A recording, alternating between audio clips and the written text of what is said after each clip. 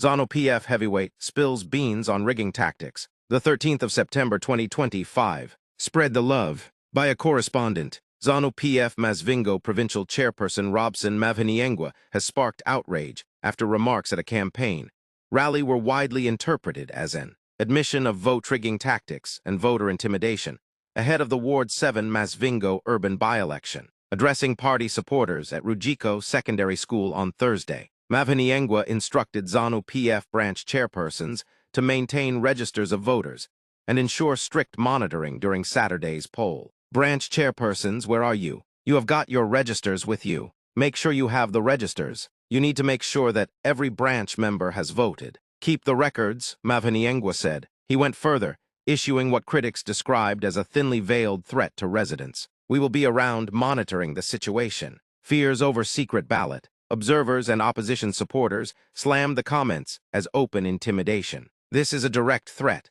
People are being told that their votes will be monitored, which destroys the principle of a secret ballot, said one Masvingo resident, who requested anonymity for safety reasons. Contestants in the race, the rally was held to boost support for Zanu PF's Simbarash Gwejashanhiwa, who will face 4 challengers in Saturday's by-election. Tsungai Mandati, Independent. Prosper Madarus, MDCT. Prosper Tiringindi, Independent. Struggle Nyahunda, Independent. The by-election, scheduled for September 13th, has already been marred by allegations of food handouts, intimidation, and partisan threats, raising fresh doubts over whether the process will be credible.